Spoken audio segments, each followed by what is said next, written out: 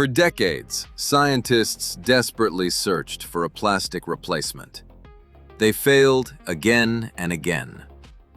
Then a team of researchers from a forestry school in northeastern China, a place that studies trees, not polymers, published the result that stunned engineers worldwide. They had converted bamboo into pure plastic, with no blending, no petroleum, and stronger than the materials that have dominated the market for decades. What no one expected was that the answer to one of the planet's biggest problems was growing in the ground at more than a meter a day. Every year, the world's factories produce more than 430 million metric tons of plastic, enough to fill a line of freight trains that would circle the Earth 7 times. And here's the fact that changes everything. Less than 10% of all the plastic ever manufactured in history has been recycled. The rest is in landfills, in the oceans, and inside us. Scientists have found plastic particles in human blood, in lungs, and in arteries. To understand why the bamboo discovery matters so much, we first need to understand how plastic became irreplaceable and why every previous attempt failed. Plastic got into everything because it does things no other material can do. It can be melted and molded into any shape. It costs very little to make. It doesn't rust like metal, doesn't rot like wood, doesn't shatter like glass. The medical sector depends on plastic in every syringe, every IV bag, every sterile wrapper. Plastic keeps bread fresh for weeks and keeps medications safe.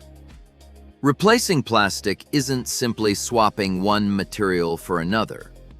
It's like trying to pull every nail out of every building in a city at the same time.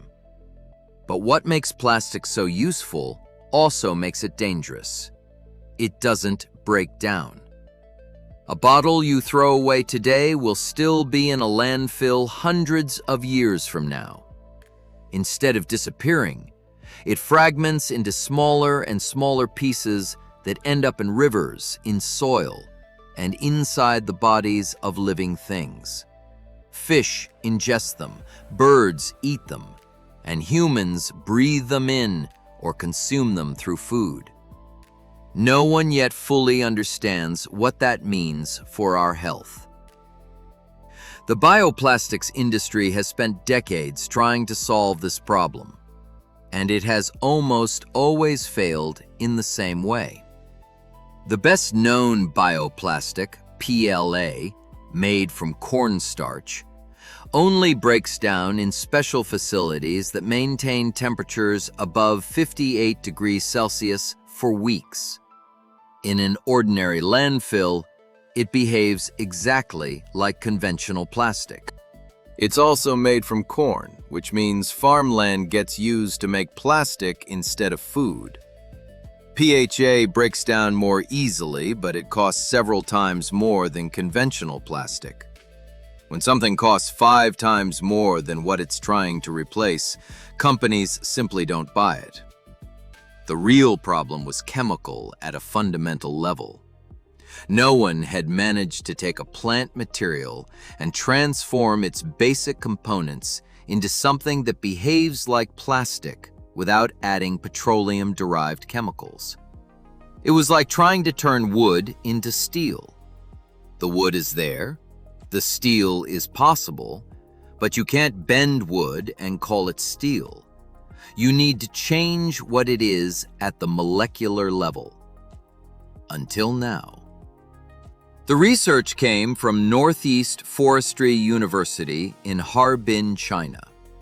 The team, led by Wu and Zhou, working alongside Shenyang University of Chemical Technology, decided to try something with bamboo that most scientists had abandoned years earlier.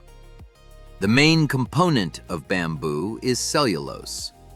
In bamboo, cellulose molecules are held together by connections called hydrogen bonds, incredibly strong, which lets a stalk withstand intense winds and heavy loads. But those same bonds make bamboo almost impossible to reshape. Other scientists had tried making plastic from bamboo before, but they always mixed ground fibers with conventional plastic glue. The result was half bamboo, half petroleum, a blend, not a real replacement. The Harbin team did something completely different. They didn't mix bamboo with plastic. They converted bamboo into plastic in 2 steps. First, they soaked the cellulose in a liquid made of zinc chloride and formic acid. This liquid breaks the hydrogen bonds without damaging the molecules themselves. It's like carefully untying the knots of a fishing net. The net stays intact, but it's no longer trapped in that rigid shape. Second, they added ethanol. The ethanol helps the freed molecules reconnect in a completely new way, forming bonds even stronger than the original ones.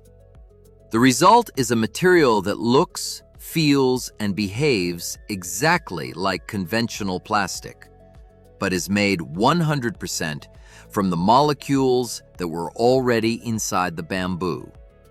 No plastic glue, no petroleum-derived chemicals. They called it BM plastic, bamboo molecular plastic.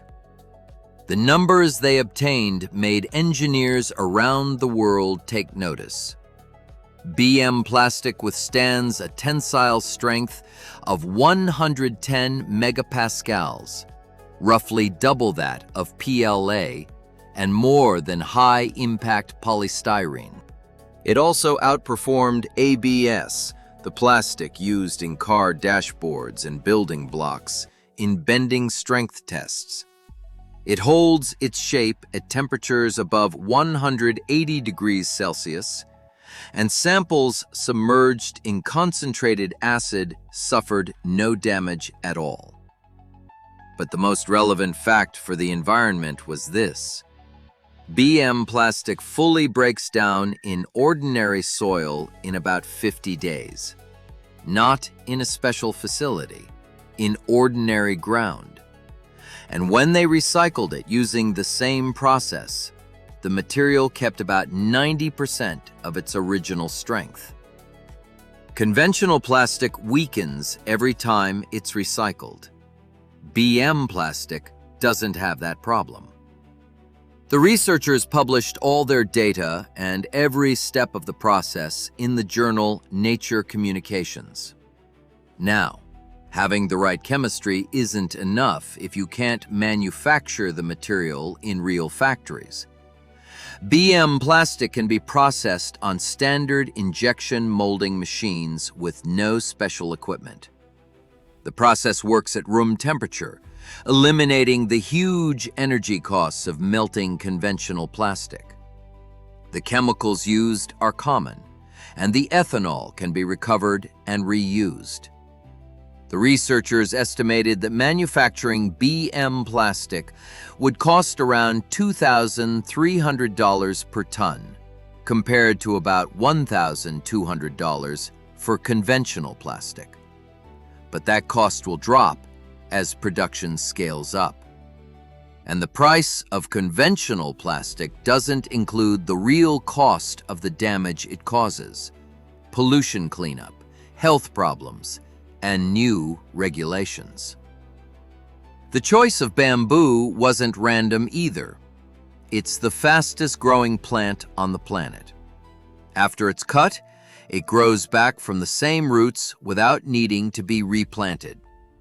A bamboo forest recovers in 3 to 5 years, compared to 25 or 30 for a pine forest.